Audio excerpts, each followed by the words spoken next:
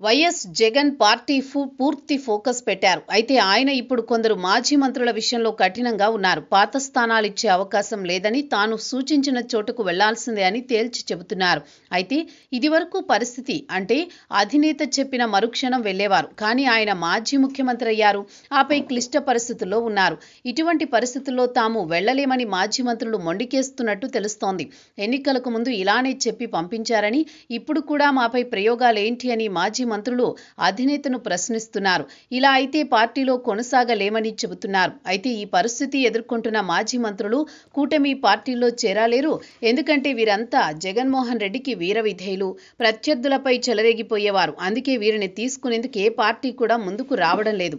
వైసీపీలో ఉండలేక వీరంతా రాజకీయ సన్యాసం చేసేందుకు సిద్ధపడుతున్నారని తెలుస్తోంది. నెల్లూరు అంటే గతంలో గుర్తుకొచ్చే పేరు అనిల్ కుమార్ యాదవ్. అటువంటి అనిల్ ఇప్పుడు నెల్లూరు జిల్లాలో అనామకుడు. కనీసం పరిగణలో కూడా లేరు. 2 సార్లు నెల్లూరు సిటీ నుంచి గెలిచిన ఆయన మొన్నటి ఎన్నికల్లో నరసాపురం ఎంపీ స్థానానికి పోటీ చేసి దారుణంగా ఓడిపోయారు. ఆయన ఇప్పుడు తిరిగి నెల్లూరు సిటీని కోరుతున్నారు. జగన్ మాత్రం రకరకాల పేర్లు చెప్పి అక్కడకు వెళ్లాలని సూచిస్తున్నారు. అటు ప్రకాశం, ఇటు గుంటూరులో సీట్లు ఇస్తామని చెబుతుండటంతో చాలా ఆవేదనతో ఉన్నారు అనిల్. నెల్లూరు సిటీ ఇస్తే రాజకీయాలు చేస్తా, లేకుంటే మానుకుంటా అన్నట్లున్నారు. పక్క రాష్ట్రాల్లో వ్యాపారాలు చేసుకుని అప్పుడప్పుడు వచ్చి రాజకీయాలు విమర్శలు చేసి వెళ్లిపోతున్నారు. మరో మాజీ మంత్రి విడదల రజని పరిస్థితి కూడా అలానే ఉంది. 2019 ఎన్నికలకు ముందు వైసీపీలోకి వచ్చి చిలకలూరిపేట టికెట్ కొట్టేశారు. ఎమ్మెల్యే, ఆ తర్వాత మంత్రి కూడా అయ్యారు. ఒక సిట్టింగ్ మంత్రిగా ఉంటూ ప్రజా వ్యతిరేకత ఎదుర్కొంటున్నారని చెప్పి జగన్ ఆమెను గుంటూరు పశ్చిమ నియోజకవర్గానికి పంపించారు.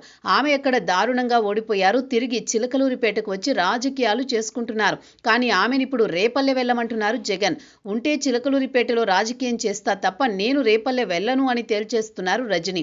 ఆమె కూడా కూటమి పార్టీలో చేరలేక రాజకీయ సన్యాసమే శరణ్యమని భావిస్తున్నారు. అయితే ఒక్కరు ఇద్దరు మాజీ మంత్రులే కాదు, అంబటి రాంబాబు, గుడివాడ అమర్నాథ్, జోగి రమేష్ లాంటి వారు సైతం ఇష్టం లేని నియోజకవర్గాల్లోనే కొనసాగుతున్నారు. అయితే ఇక్కడ ఒకటి గమనించాలి. ఈ నేతలంతా జగన్కు అత్యంత విధేయులే. విధేయత చూపిన వారికి నచ్చిన పని చేయాలే కానీ ఇలా తమపై ప్రయోగం చేయటం ఏంటనేది వీరి వాదన.